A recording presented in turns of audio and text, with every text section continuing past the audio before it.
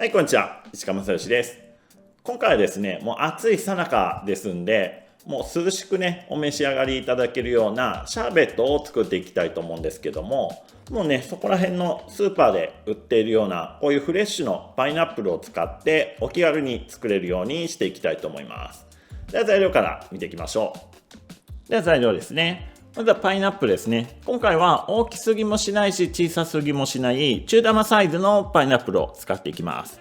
で、グラニュー糖ですね。で、お水。で、味をね、キリッと締めるためにレモン汁を使っていきます。で、最後にバジルを使って少しね、夏の香りを足すことで、このね、パイナップルとの香りの相乗効果をつけていきたいと思います。では早速作っていきましょう。ではまずはパイナップルを切っていきます。葉っぱを取って上下を切り落としたら、周りの皮を薄く削いでいきます。ここではですね、できれば薄めに皮を削いだ方が果肉がたくさん取れるのでいいかなと思います。皮をね、薄く削ぐと茶色い部分が残るんですけども、それをよく見ると斜めに配列されているのがわかると思いますので、その並びに沿ってナイフを入れて茶色い部分を取っていってあげるといいと思います。で、斜めの並び方は右上がりも左上がりもどちらのパターンもあるので、綺麗につながらないなと思ったら反対の斜めで見てみてください。厚めに剥いたところだったり茶色い硬い部分がなければ切れ込みを入れなくてもいいかなと思います。では綺麗に剥けたら芯を切り離して適当な大きさにカットしていきます。もし飾りでパイナップルを使いたいならここでね、取り分けておきます。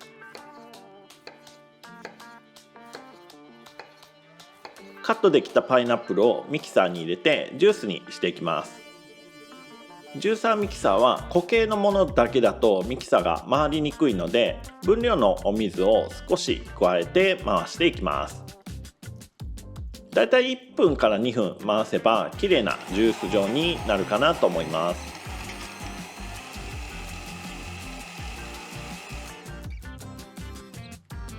できたジュースを通しでこしていきます。これね、こさずにそのままシャーベットを作っていただいても全く問題ないので、そのまま作っていただいても構わないです。食べた時にすっきりとした食感にしたいなら、こした方が洗練された感じにはなってきます。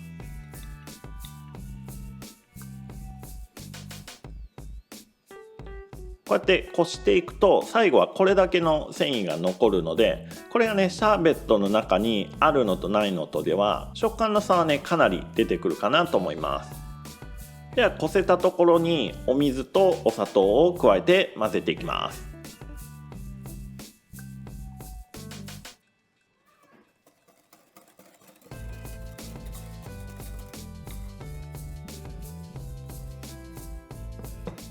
ではパイナップルの香りに加えて夏の爽やかな香りをつけるためにバジルを刻んでいきます。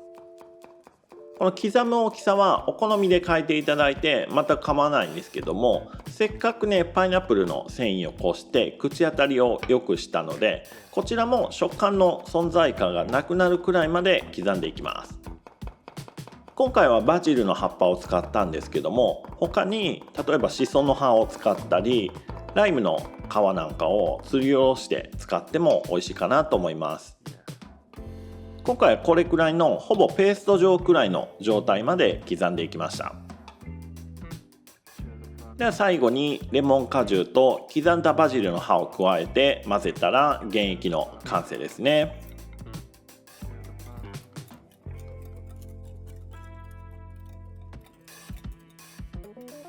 バジルの葉っぱがこうやって散らばってて綺麗だなと思うんですよね。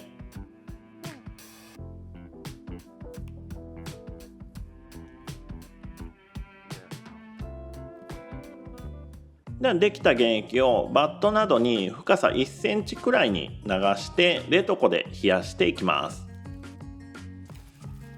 それを1時間おきに混ぜてシャーベット状にしていきます。バットの周りの部分から固まってくるので、固まった部分をフォークなどでほぐして真ん中の固まっていない部分となじませるっていうのを繰り返していきます。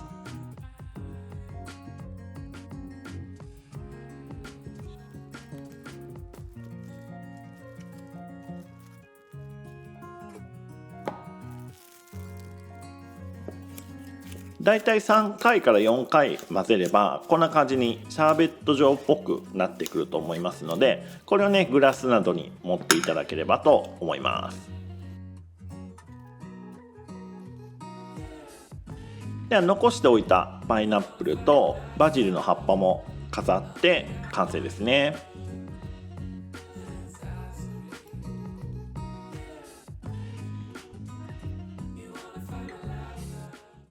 はい、ではいただきます。溶けちゃうもんね。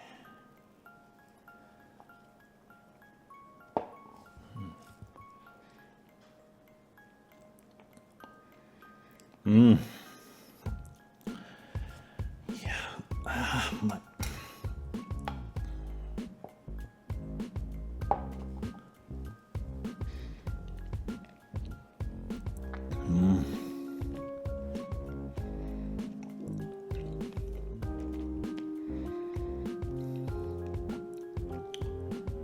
爽やかさしかないですね。これはいい。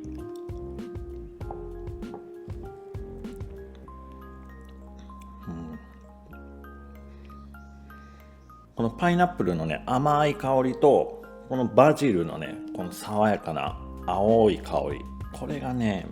もうほんとねベストな組み合わせですよねこれ。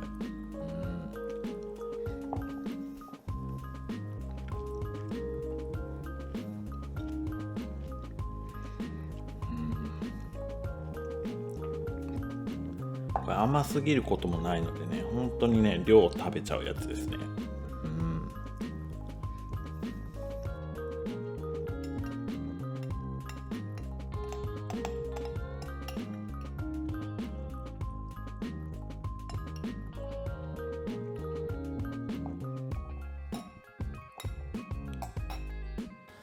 はい、ごちそうさまでした。